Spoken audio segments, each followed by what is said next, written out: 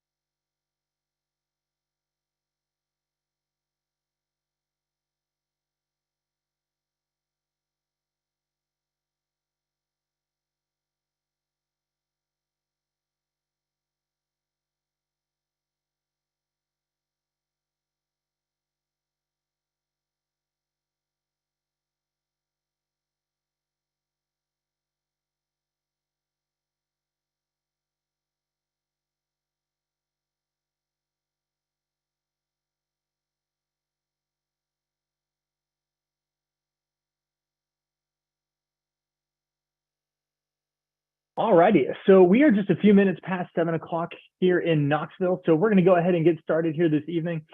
First and foremost, congratulations to all of our new Tennessee Vols and their families. We cannot wait to welcome all of you to campus here in just a few short weeks, actually. And we're excited to have this opportunity to answer some questions and share some information with you tonight. We'll get to as many questions as we possibly can over the course of the webinar.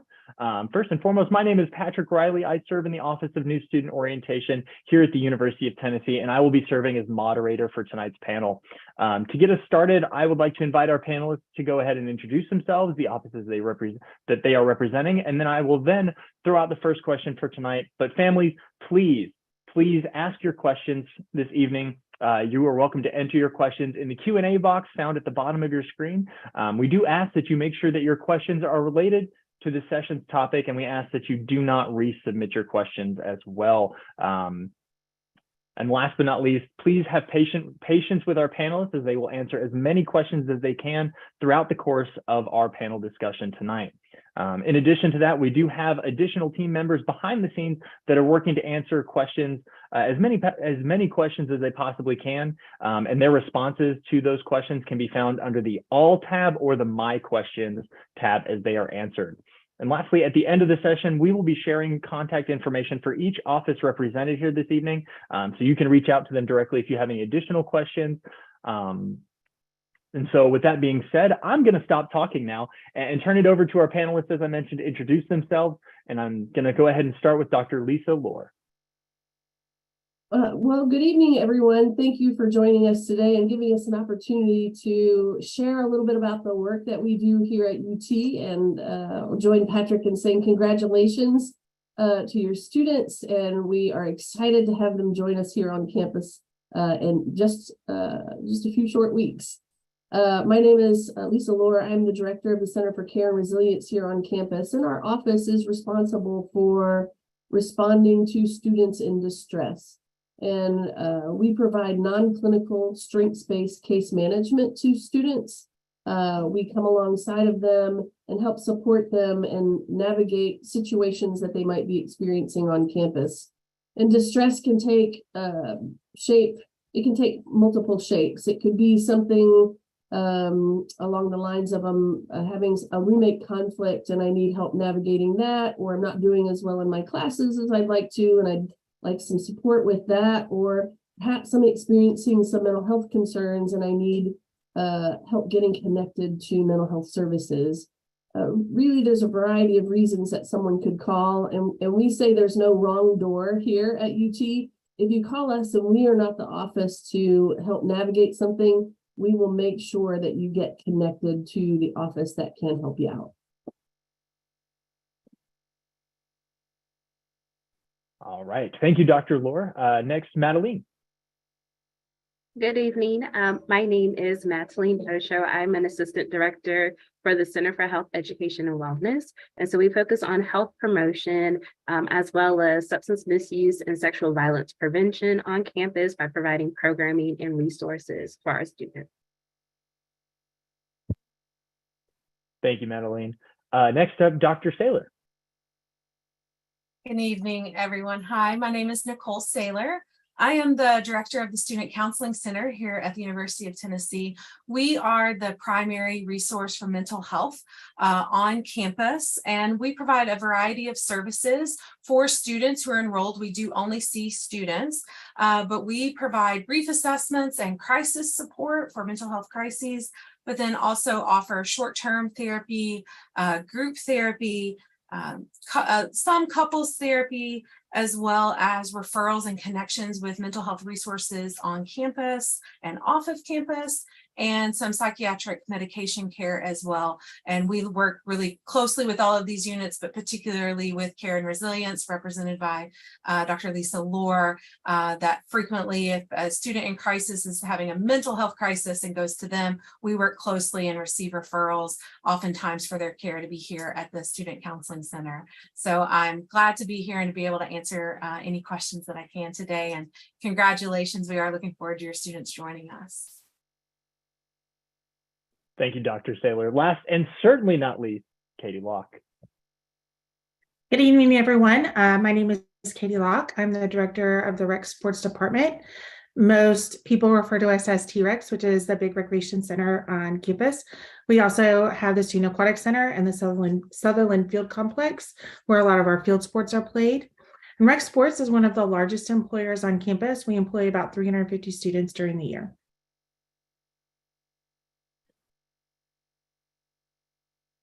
Excellent. Thank you all so much.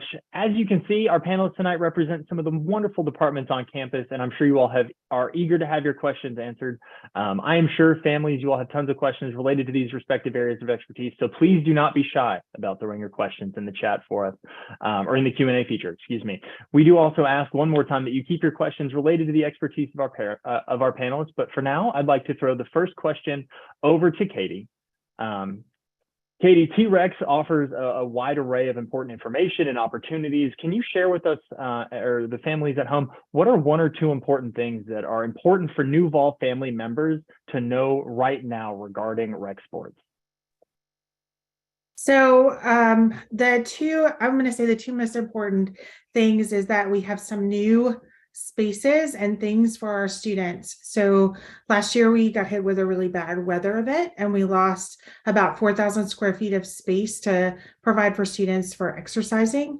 And so we've been able to repurpose this space. We've added additional weight equipment, so more rigs for heavy lifting and light lifting, and more dumbbells, which is something that is very popular right now, and we just didn't have room for it. So they will be seeing more space in our rec center open in August. In addition to that, we just purchased what's called a Scout Locker. It's a storage container that is closer to our building. We can have about 50 students can work out, do a group workout in that space. All right. Thank you so much, Katie. I wanted to turn some things over and ask a couple questions to Dr. Saylor. Dr. Saylor, we've got some folks that are wondering if there are private spaces that students can use to have online therapy sessions.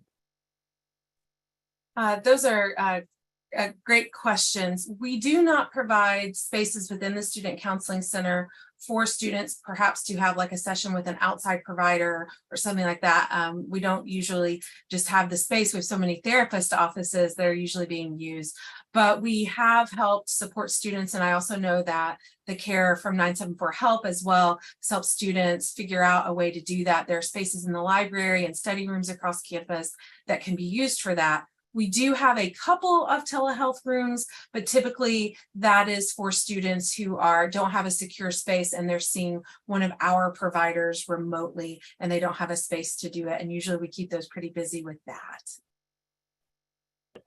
Absolutely. And in addition, so if students are coming to utilize your services, are there any fees, or what are the fees to meet or speak with therapists that are associated with UT?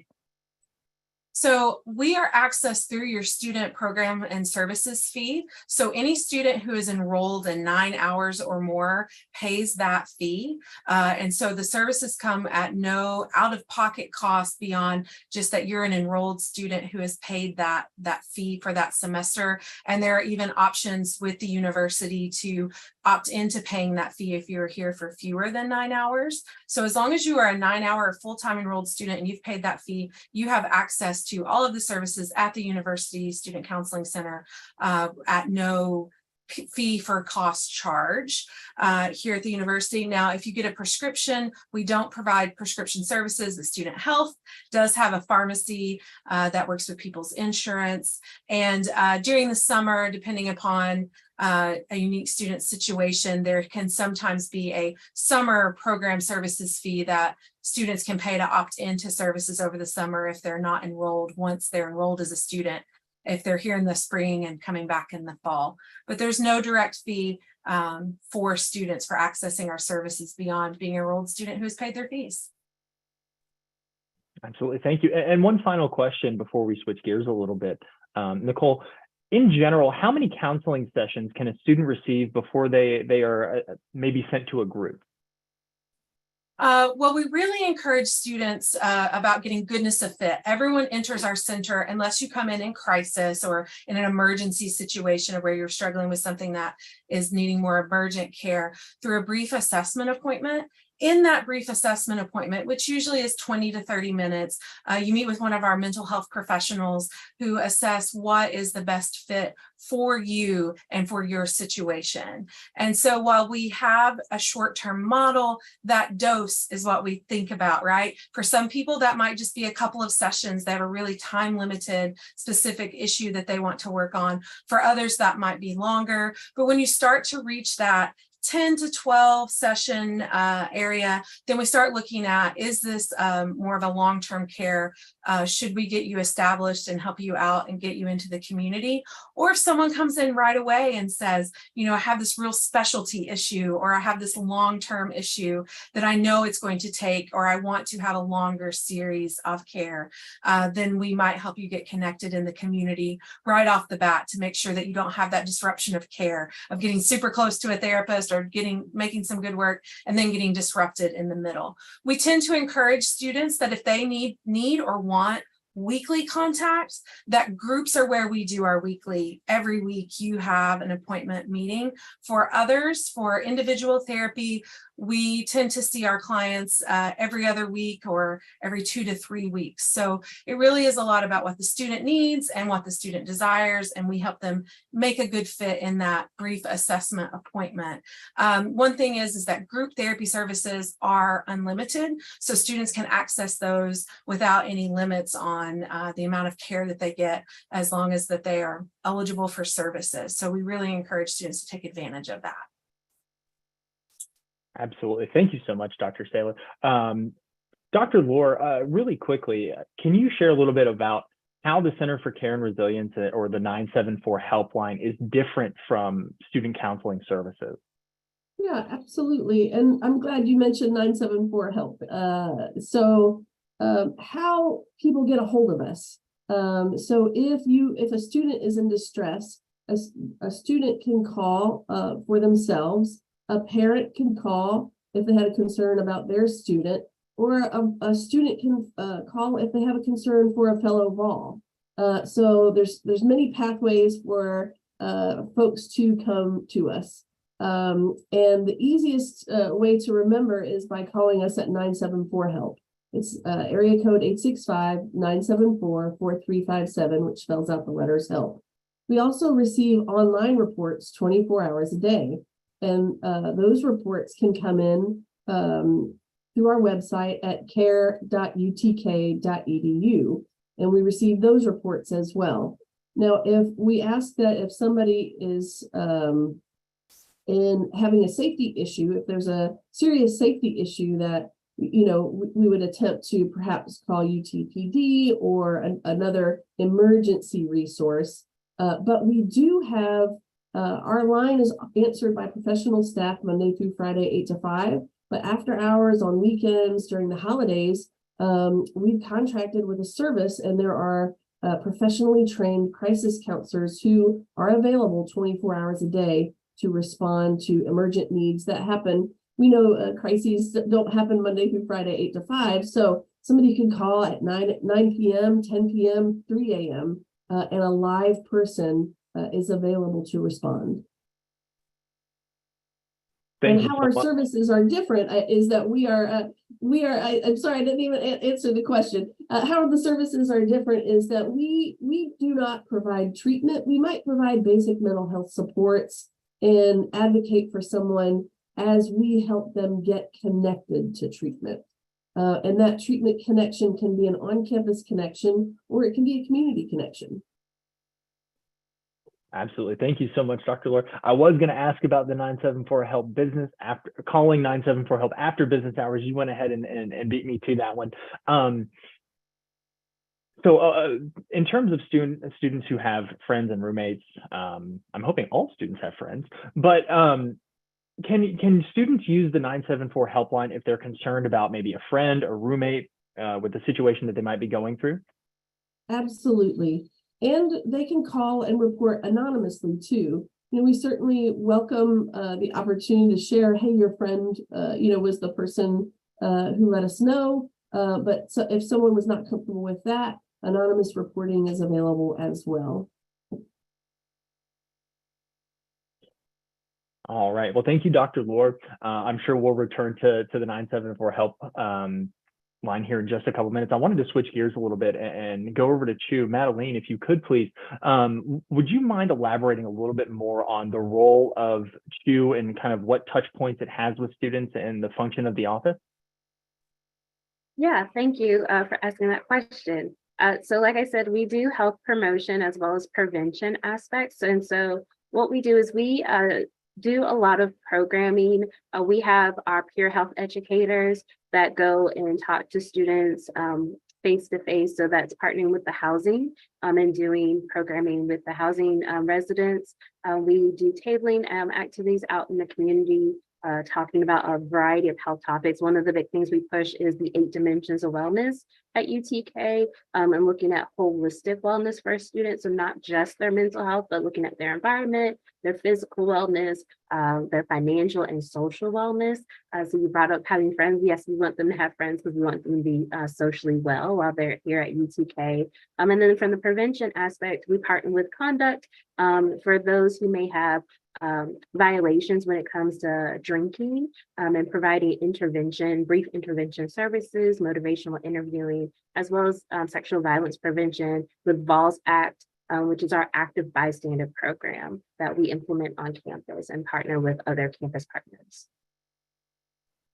Yeah, especially, and I'm so glad that you mentioned, alcohol safety, alcohol awareness, things along those lines, mental health, and including like dating and relationship, things along those lines.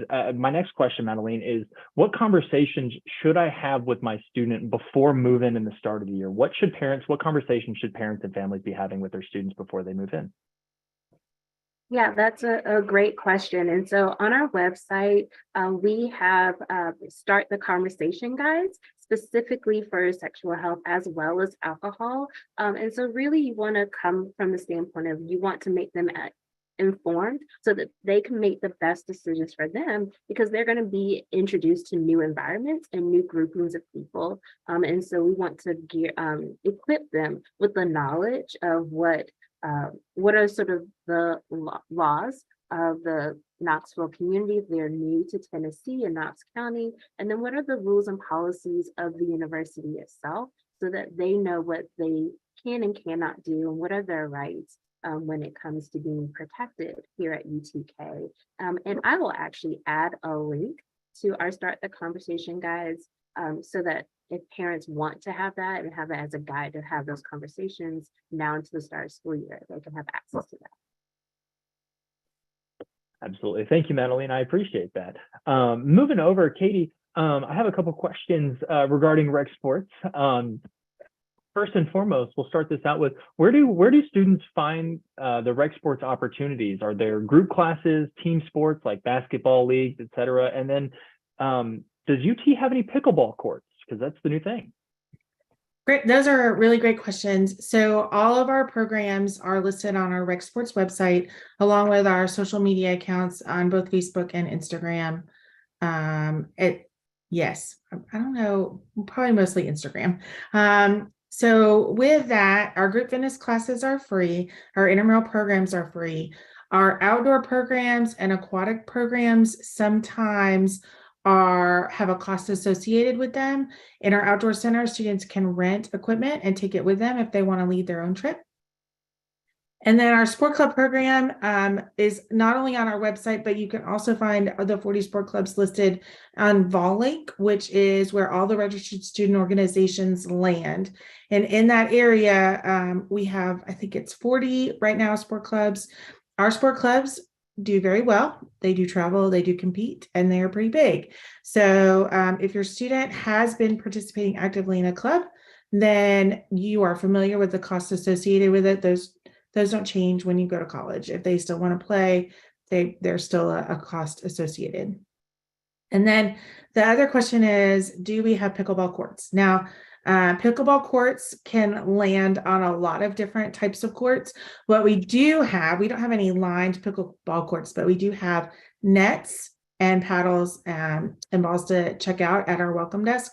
So if a student wants to play pickleball, you can do that inside or outside in our facilities, and you just stop by the desk and the staff gives that equipment for free checkout. Thanks, Katie. One of the biggest hot topics that I've seen when talking to parents and families is student employment. Katie, you mentioned that T-Rex is one of, if not the largest student employer on campus. Can you share a little bit more about this? How can students apply to work at T-Rex directly, or is that just a work study opportunity? That's a great question. So the majority of student employment jobs you can find on Handshake, which is through our Student Career Center. In addition to that, Rec Sports has what we call an interest form on our website. So students that aren't really sure what they want to do, but they think they might want a job, can apply through that interest form. There are areas where they can work in all different places, and they can pick as many options as they would like on that interest form. If they are a work study student, please have them go ahead and fill out the interest form. We do take work study, but we typically hire before the school year because we have to be open when students are here. So if students are interested in working now, fill out that form, tell their supervisor their work study, and we'll just add their work study when we complete their paperwork for hiring. The other thing to consider is that we hire year round. So if your student hasn't made a decision about whether or not they are going to start work right away, October, November, they can apply again. There's still jobs. There are always jobs at Rec Sports. I also have seen a couple of people ask about the outdoor pool, and so I'm just going to go ahead and say it now. It has been a challenging project, but we do anticipate that it will be open when school starts. So we all still have our fingers crossed and have high hopes, but we think that we'll be there this fall. You read my mind. I was literally just about to ask about the outdoor pool, Katie. Thank you so much for that. I want to jump over, Dr. Saylor. We're going to come back to you for a couple of questions, if that's okay. How do we as parents coordinate care communication between counseling professionals at home and counseling professionals at the university? Can you elaborate on that a little bit for us? Absolutely. Great questions. I'm seeing a lot of questions in the Q&A around those kinds of issues. You were asking before, what are some of the things that we can do to help prepare students? And one big thing I think is educating your student with taking responsibility for their care, because a lot of the care coordination pieces as they come here into adulthood is that they're going to be learning how to do that skill on their own. We don't typically speak with parents unless that there is a safety concern where we need to involve parents or there's a signed release. But what we can do is really empower the student to be able to take their care into their own hands. And so I encourage students now and their families to sit down and talk about and even write out like their mental health history. And if there are providers that they've been getting care from, to reach out to those providers and either make a records request directly to that provider or ask for a summary of your care, about the care that you've received, so that they can bring those records with them when they start to seek care. We absolutely can have them sign a release and request those when they get here, and we facilitate and we'll do that a lot of the time. But sometimes students don't know the name or the contact information, or it's care that happened when they were younger, or they don't recall. But also that puts a delay, right? Because then we have to get the form signed, we have to reach out to the provider, depends on how quick the provider is to respond. So I really encourage folks, if you have a student who has an ongoing or previous mental health concern or ongoing treatment, go ahead and start gathering those records. That's especially important for some specific diagnoses. ADHD is a common one. So for ADHD, for example, with our psychiatric care, we don't provide medications unless we have documentation of their assessment that gave their diagnosis. So having those documents on hand and being able to utilize those and have those so that we can get you to care more quickly is really important.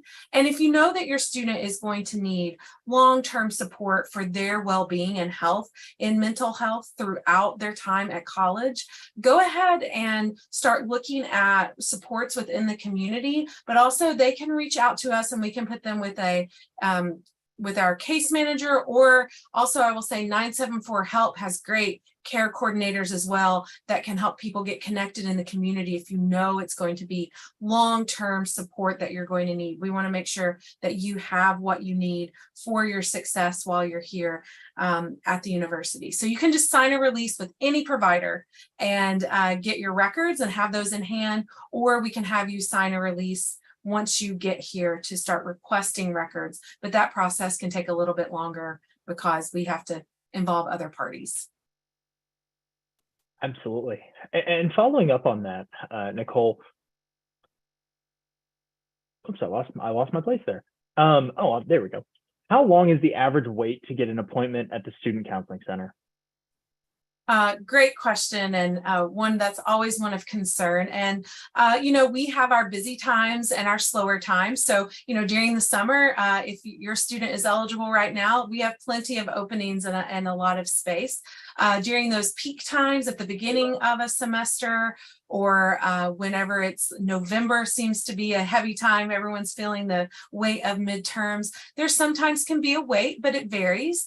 I will tell you that we have usually between over 90 to 100 brief assessment appointments and a good number of crisis appointments every week on our calendar, and that we utilize those and we release 2 weeks of appointments at a time. We found with college students, if you schedule it more than 2 weeks out, then they tend to forget or not come. So every week on Monday, we release a certain number of the next week's appointments, and then we also hold some appointments back for same day appointments. So every morning we open up some additional appointments to try to mitigate any kind of wait whenever folks are waiting. Typically, anytime people have to wait, it is a few weeks, and that's usually a wait is to not get in for that initial assessment. We usually can get you in pretty quickly for that, at most within 2, sometimes 3 weeks.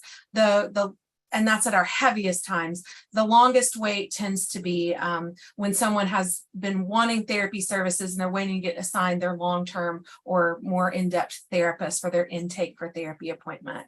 And those waits tend to be from 0 days up to, we try to keep it under 2 weeks is our goal for that. But one thing that parents and students need to know is if there is a mental health crisis, if their student is in danger, we do screening questions anytime someone calls in, and we never turn away a student who is experiencing an emergent situation. And we do some screening and assessment for every phone call, for every appointment made, and we get the needs met of those students, regardless of what the demand is in the center, either with our internal services, by coordinating with campus partners, or that emergency after hours service. We can utilize them during the daytime as well to help make sure that we keep our students safe and that we respond to those time sensitive demands. So never hesitate to call if there's a mental health crisis crisis going on, we can get your need met and we'll get you the support that you need to make sure everyone is safe and we have a plan to move forward.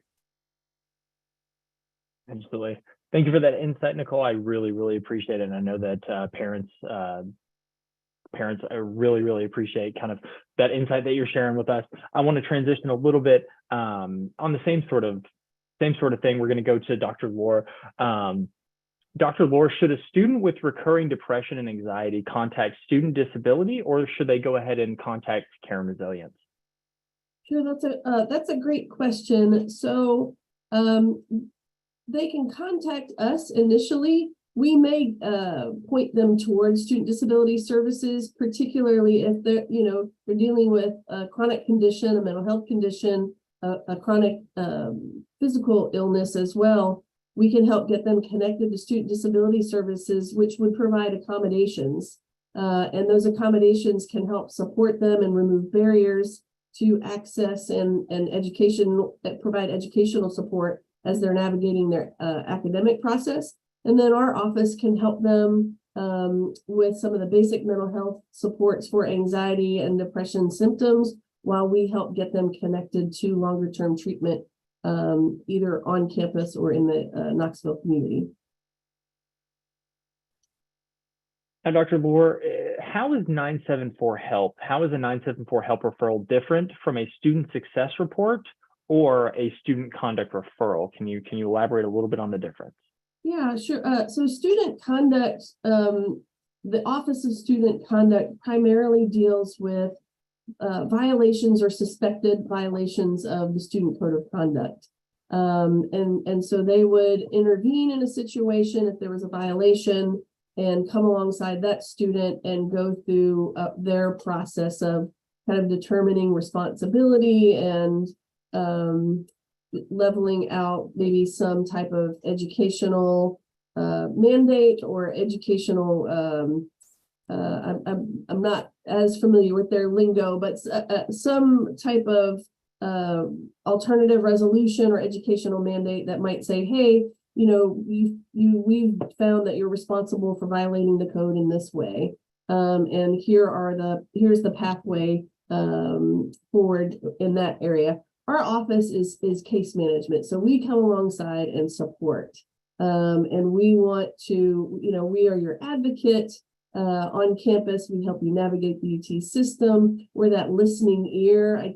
I tell people I am on your team for the duration of your time here. And so our office is really an office of support and less about kind of structuring a pathway when there's been some type of violation. We do help support students who are involved in the student conduct process, though, and our office certainly collaborates with student conduct frequently. Student success is more geared towards kind of those academic supports. And frequently we connect students to student success, and we help them kind of figure out which pathway, talk with them and find out what's going on and determine maybe we need to get some tutoring, or maybe we need to talk about some alternative instruction or those kinds of things. And so our office will help them navigate those other systems, but we don't engage in the conduct process directly, or we don't provide tutoring directly. Thank you, Dr. Lohr. I appreciate that clarification. Madeline, I want to jump over to you for a couple of questions, if that's all right. First, I'm going to start with a two-parter, because I think these both go kind of hand in hand with one another. How can I make sure my student is sleeping enough? Part one. And how can I promote healthy eating habits for my students? So talking a little bit about, healthy sleep habits, healthy eating habits. How can parents and families make sure that their students are doing those things in a healthy way? Yeah, so with the sleep, it's, yes, they're going to have the independence in making those decisions, but using this time over the summer to get into the habit of a sleep schedule, and really planning out what their day will look like. So when they are, as they're looking at their class schedule, really assessing when is their last class ending, how much time will they have as far as to get study done, when would they be able to best fit in their social life, and then try to stay consistent with that sleep schedule so that they can be ready and prepared for the next day while still doing all the things that they want to do, whether that be through sports, going out to events. Football season will be coming up soon, and so making sure that they can be a full rounded student. You want to get in that habit now of having a pretty consistent sleep schedule. And what does that winding down process look like? Are we cutting off the TV 30 minutes before? Are we not looking at our cell phone 30 minutes before? Maybe we're having a glass of water. And what does that nighttime routine look like so I can transition to sleep? When it comes to healthy eating, so we partner with Vol Dining. And so if students, when they come to campus, actually need nutritional assistance, there is a dietitian, a registered dietitian within Vol Dining that they can actually schedule an appointment with. Her name is Taylor, to talk about practical management of if they have any food allergies or dietary restrictions, and really looking at what meal plan would best suit them and their needs as a student. I was just at Rocky Top Dining today. They have a lot of great options. They have gluten-free.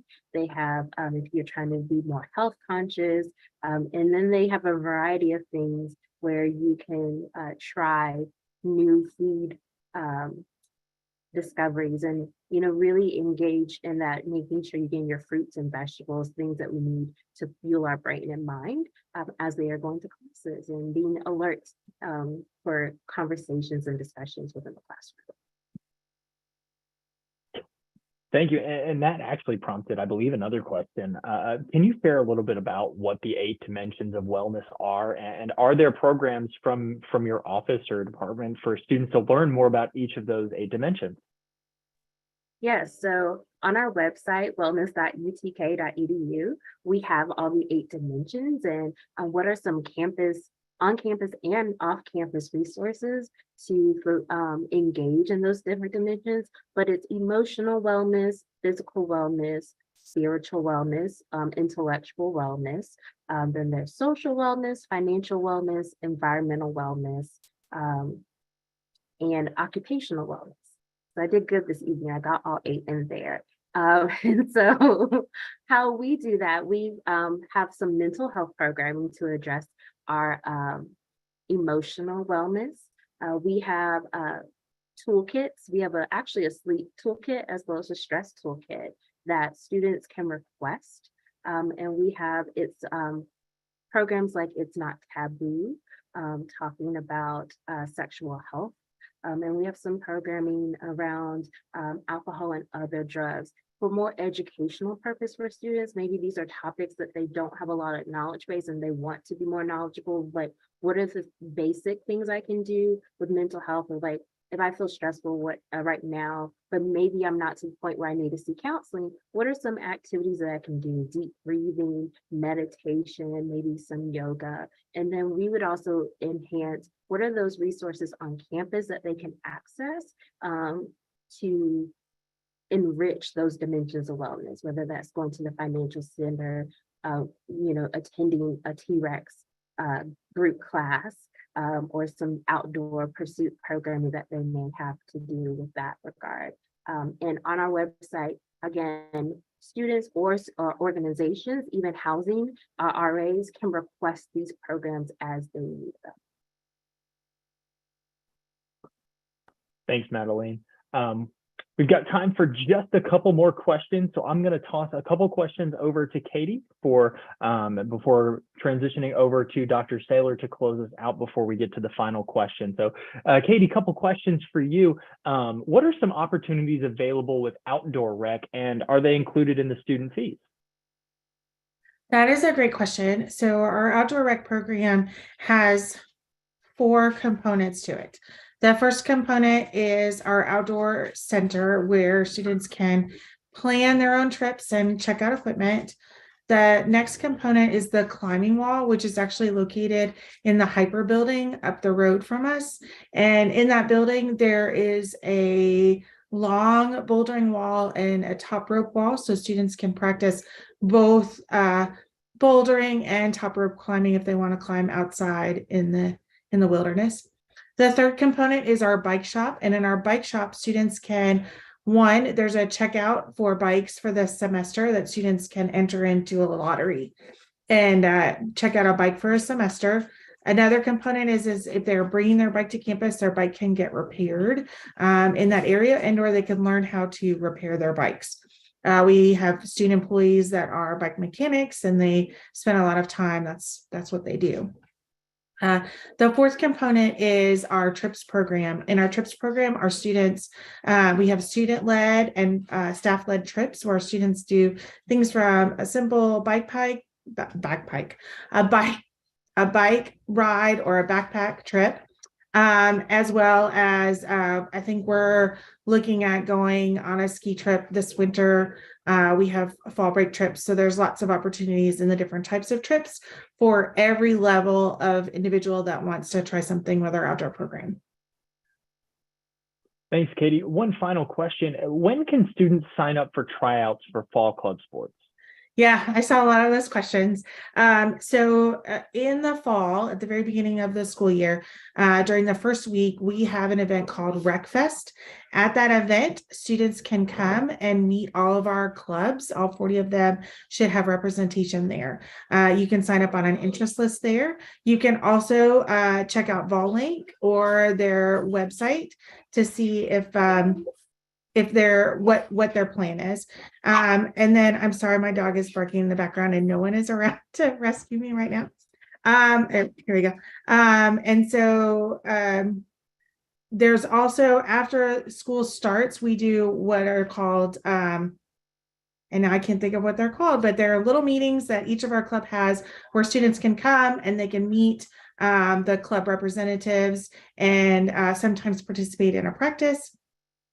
Some of our clubs start like real early in the fall. So rugby will start practice the day school starts. Just because a student doesn't start on the very first day doesn't mean that they're not going to be have the ability to be part of that club or can join a club later in the school year. Clubs come and go depending on the student's interests. And so I wouldn't stress about that so much for your student. Absolutely. Thank you, Katie, for all of the insight. I want to jump really quickly to Madeline before we go to Dr. Saylor. I apologize for switching things up. Madeline, really quickly, are there items or things that students should bring with them to campus? I know packing is a huge deal when coming to college for the first time. What items or things should students bring with them to campus to aid in overall readiness and overall wellness? Is there like a campus checklist or something like that? Yes, I just saw that question. So there is not a campus checklist for wellness, but I was like, ooh, that might be a good idea. But it really depends on the needs of the student. And so for some students, that may be because they have their phone and we all have smartphones. It may be downloading some key apps that they can use that focus on different wellness things. As it's referenced on our website in different places. It may be things like Down Dog, which is a thing where they can have access to meditation or yoga. Maybe it's certain podcasts that they really need to listen to that helps them with their wellness if they find moments of anxiety or stress. And as mentioned earlier with Dr. Saylor, that might be coming to campus ready with if they have a list of therapeutic needs so that they can come to the Student Health Center and talk to staff in the counseling center about what kind of services and support that they need. And then also, UTK, we have a plethora of different departments and offices that can help students. So maybe using the summertime to figure out what support do they need before they come. Like I said, we have the financial center, so they need to talk to someone about their finances, whether that be for their tuition or if they're looking to be a student employee, what steps they can do to do that. Katie mentioned, T-Rex have their student employees. We have our peer health educators, which are student employees for us.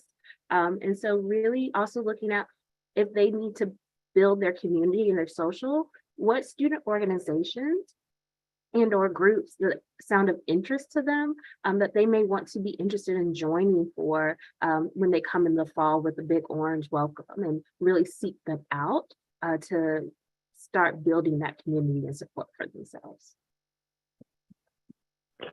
Thank you for that, and for handling the little curveball that I sent you there. lastly, as promised, Dr. Saylor, how soon can students contact you to coordinate off-campus care for long-term health? If students want to coordinate off-campus care and they know that that's where they're headed, if they're registered for the fall, once they're registered, 974 HELP can offer that service to them for coordinating off-campus care. And even if they're in that conversation find that they should be referred to the counseling center, help support the student in making that referral and doing a warm handoff and getting them connected to us. But you can reach out by calling 974 HELP or doing that online referral that Dr. Lohr spoke about previously, to talk about if you just want to go directly to off-campus services, because they can go ahead and start providing that help and support as long as your student is registered for fall classes. Dr. Lohr, do you have anything to, I know it's kind of also pushed to 974 HELP. Do you have anything to add to that? Yeah, no, thank you for that, Nicole. It's absolutely, we welcome the opportunity to work with currently registered students. And so we don't have the eligibility requirements. As long as somebody is registered for fall classes, we're happy to help them coordinate this summer, whether that is, if a vol comes in knowing that they've had a treatment history with a particular mental health issue or a physical issue, we can help support them before they arrive on campus and find out what the best pathway forward for that person is, whether that is a referral to student health, student disability services, student counseling, or helping them find local providers to support them. Wonderful. All right, so we have hit 7:47 here in Knoxville. I'm going to go ahead and ask our panelists the one final question that we have lined up for you all. Starting with Dr. Lohr, what is the best way to contact your office if parents and families have additional questions?